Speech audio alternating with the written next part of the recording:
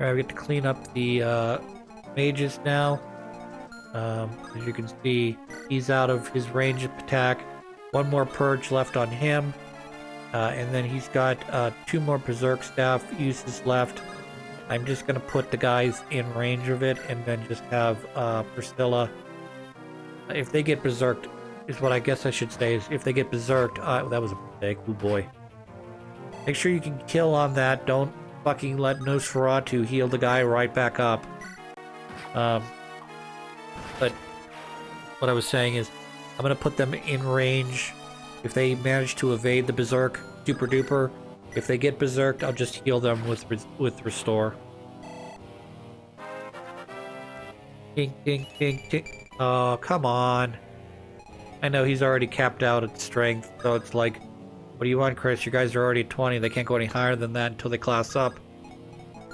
I know. I was just hoping for more statistics. More defense, more resist, more health, more everything. Cap me out. Make me 20 on every statistic. That's what I want. I want every statistic to be 20. And then I'll class up, and then I'll complain because I hit cap on every statistic because, you know, classing up does not double your character to 40, but increases certain statistics up to a maximum of 30.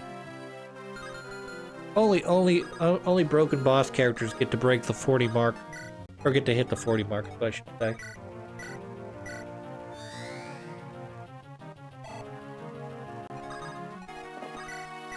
I think the maximum HP in this game is like 60. Fucking dragon's rocking 120 or so. Nurgle's he's got max max health. Fucka, you're getting healed.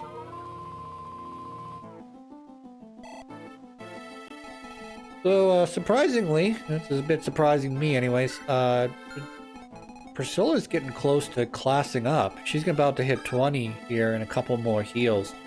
I mean, regular heals, we're looking at probably, what, at like another 8 heals or so. But like, the other end of things, like, oh, come on. Alright, that's the last of the ranged spells. Unless, of course, there's more reinforcements, which, based on the number of turns I've wasted just to get to this point, I'm pretty sure there are no more guys that are going to pop out with ranged spells. Please till I open the door.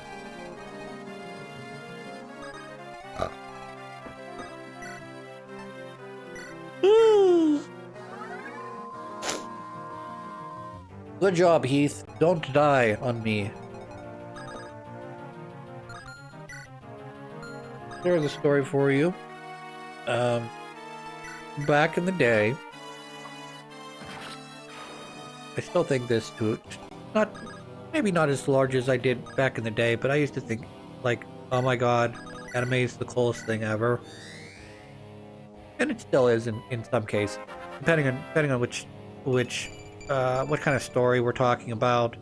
What are you aiming at trying to accomplish? That sort of thing. Like, a boy's anime is obviously going to have a lot of action. It's going to be very exciting. It's going to be very sort of a male-centric storyline where you're fighting a lot of guys to show how strong and cool you are.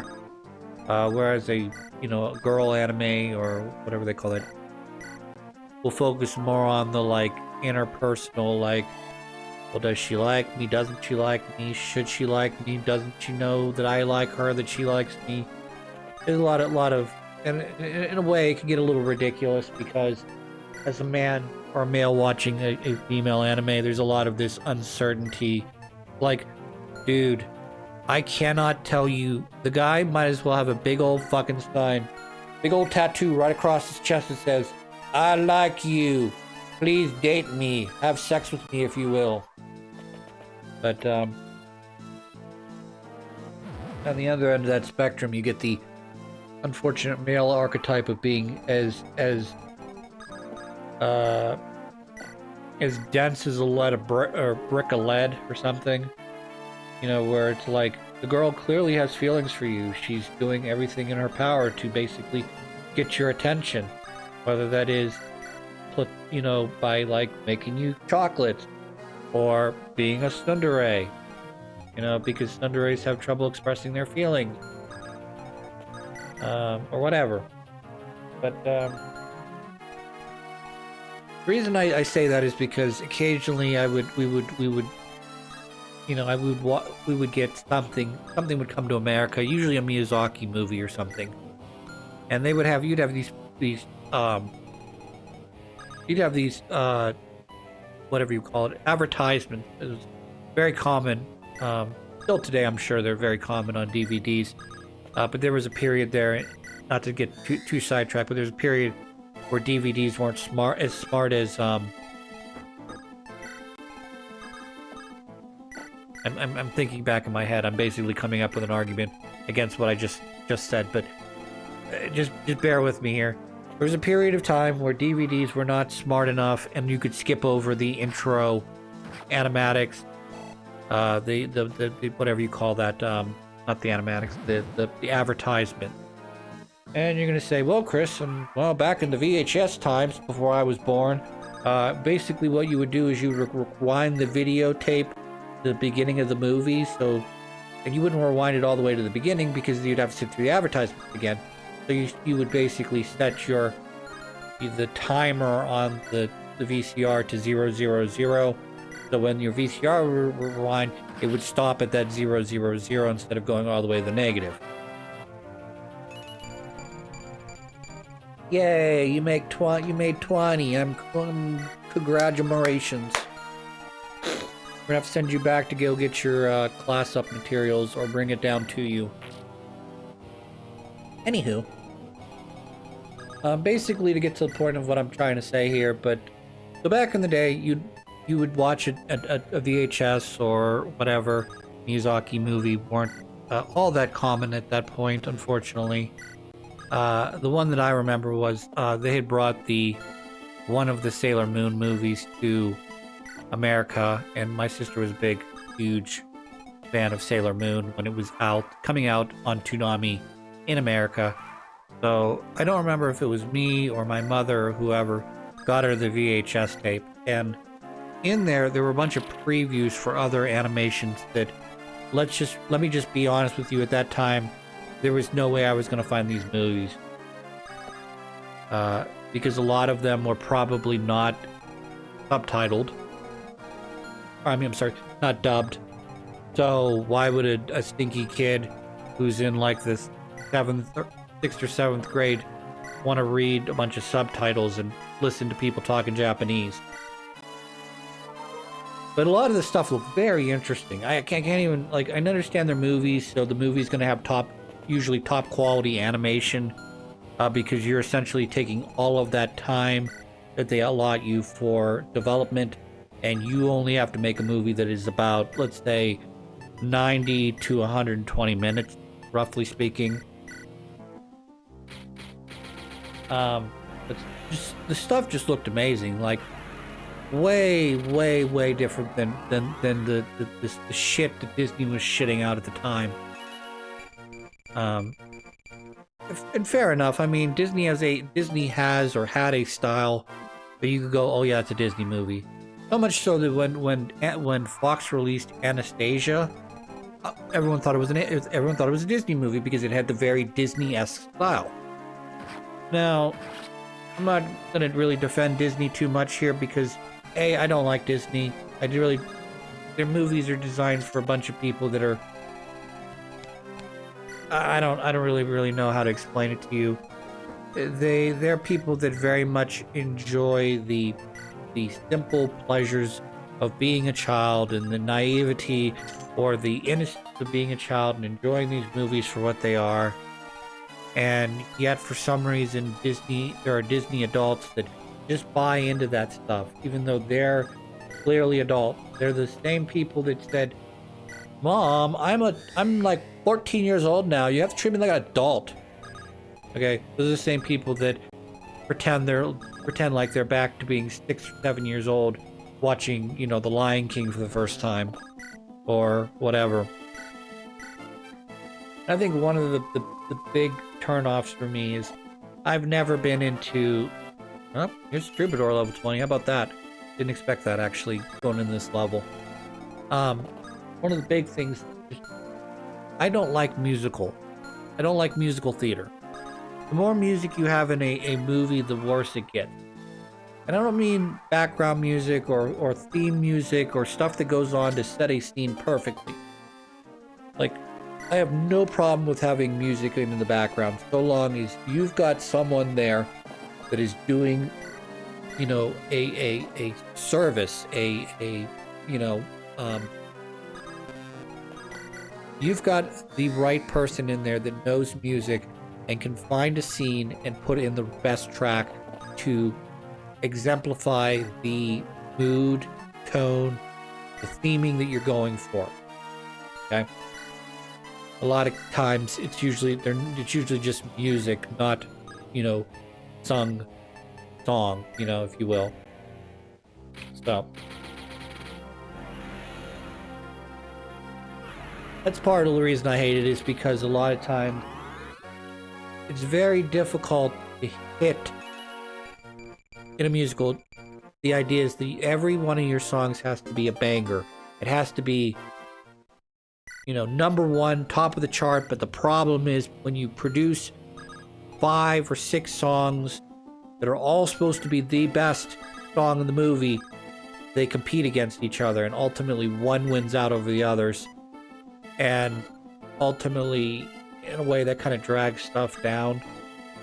So, I may have mentioned this before, but one of my favorite movies that Disney ever made was Mulan. And I'm a little biased because I kind of like the non-European Eastern theming that you're going with. It was very unlike every other Western-centric storyline they've told up to that point, even probably to this day, I think.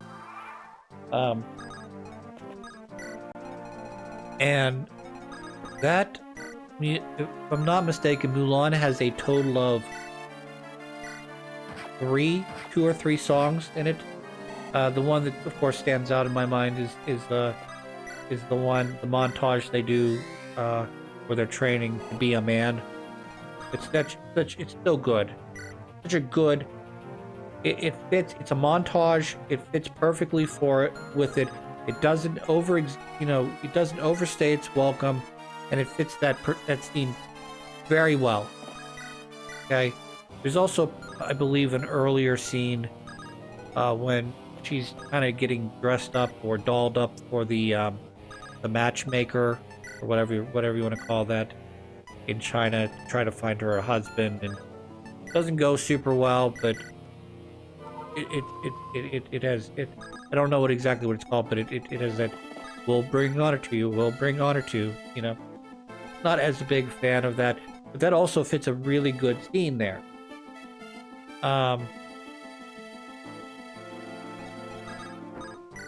Whereas some of the other really good Disney songs, like "Under the Sea," you know, it's Sebastian trying to convince Ariel that there's so much stuff way better if you live under the sea, as rather than going on land, which is a thing that's foreign to sea creatures, obviously.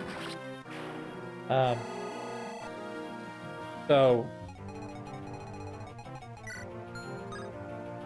but again, that sort of doesn't quite fit the movie, because Ariel is very determined to basically see what this new world is.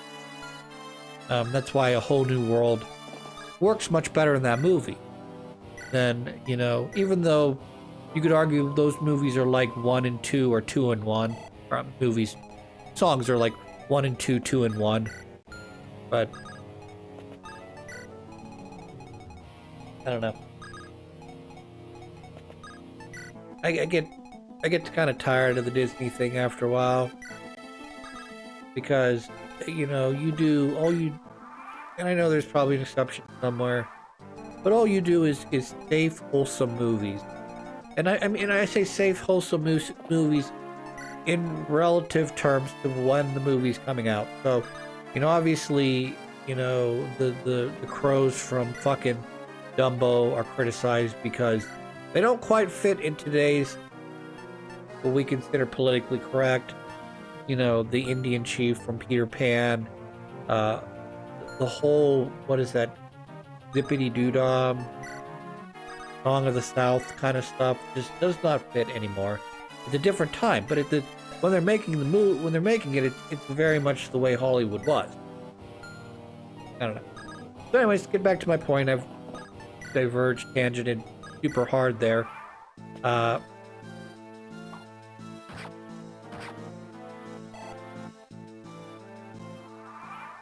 I'm seeing this whole new art style for the first time. Obviously, you know, I have a very shallow understanding of it because at that point, the animes that I had watched were not quite Sailor Moon, but I was aware of Sailor Moon and its existence. Dragon Ball Z, and to a lesser degree, there was also, I don't remember if Gundam Wing was out at that point on Toonami or not. But that would be the number 3 anime that was sort of on that list, because when I was watching Toonami, initially you had stuff like Reboot, which was a Canadian, I believe that's Canadian animation. You had the New Adventures of Johnny Quest, which that was interesting in its own right, but a little too, what they wanted to do was a little bit too early for what they were attempting, which was again early CG animation. It does not, much like, whereas Reboot did about as good of a job as you could do at that time period when you released Reboot. You know, even then, you're a little limited because technology can only push you so far, and you're doing as best as you can with what you got. I don't know. But just all this stuff is just so interesting to me. All this foreign animation was so interesting to me. Just like I hate to do this. I didn't intend to do this, but it was a whole new world for me. You know, a whole world of animation that wasn't strictly Disney or Disney trying to basically destroy. I mean, there was a period in the late 80s, early 90s where there were other animations. Don Bluth being probably the best version of that is Don Bluth trying to make his fucking movies, and every time he did, Disney would come in and try and undercut him. You know? He was making an Aladdin-esque movie with like either all by himself or with very limited staff, and Disney caught wind of it somehow and made Aladdin from beginning to end before he was able to release his movie, and completely undercut the whole movie. You know, that whole first to market thing. You could have the best idea, you know, in the world, but if you're second to market, you're fucked. You know? Like, you come up with the next, I don't know. Everyone always does this. The next Facebook, the next bread slicing machine, you know? When in reality, we really don't know what that is right now. And for all you know, that product may already exist. It may be like, I don't know. I'm gonna throw out one of those retarded things that in like 15 years we're gonna all like look back on and go, yeah, Chris, the flying cars. Yeah, the flying cars, the thing that fucking people talked about forever that are never gonna fucking happen. Because not only would it be very difficult to figure out the technology to do it, but the safety of keeping the cars in the air and them not accidentally running into anything or running out of fuel and dropping out of the sky, you know, the whole logistics part of it, let alone the can you do it part, reliably, efficiently, cheaply, enough for people to buy it. And then the whole FAA thing, regulations, bullshit like that.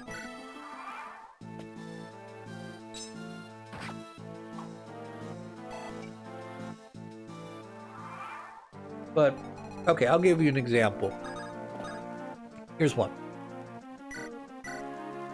I may have complained about this before, but as inflation increases, whether we like it or not, because deflation is not an option. It's like, it's worse than inflation is deflation. So as inflation continues and we slowly eke up and stuff becomes worth less money is what I should say.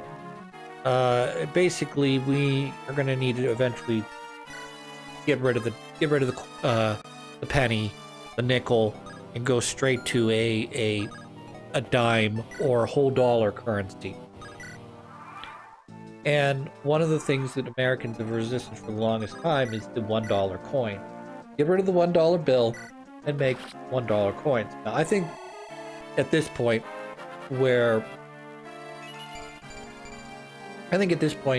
we've had this idea for long enough that there should be $1 coins. Okay? But no one ever seems to want to use them. Now, initially, the $1, half-dollar coins were these fucking small plate monstrosities.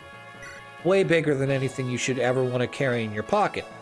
Now, the $1 coins they have today with the presidents or Sacagawea or whatever you want to put on the coin are the perfect size. Because they're bigger than a quarter, but they're not so big that they take up too much room in your pocket for change. Okay? And yes, I know no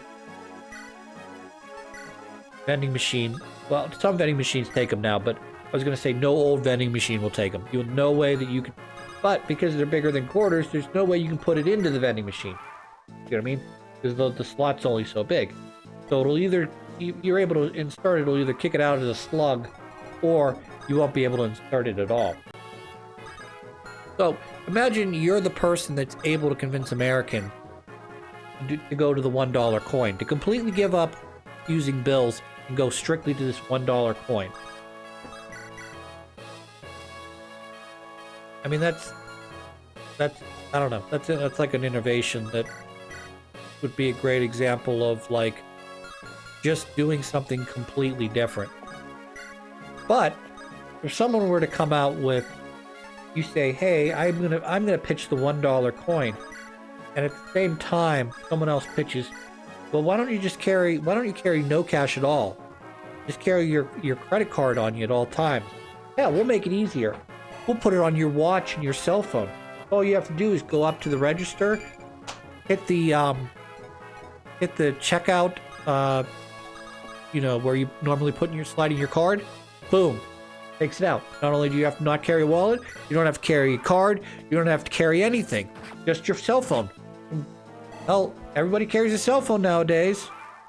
So you just eliminated not only dollar coins, dollar bills, $20 bills, but also eliminated the need to carry a wallet. Other than the fact that you have to have your ID and other insurance-related cards. All right, that's the end of this episode, so I'll catch you guys next time.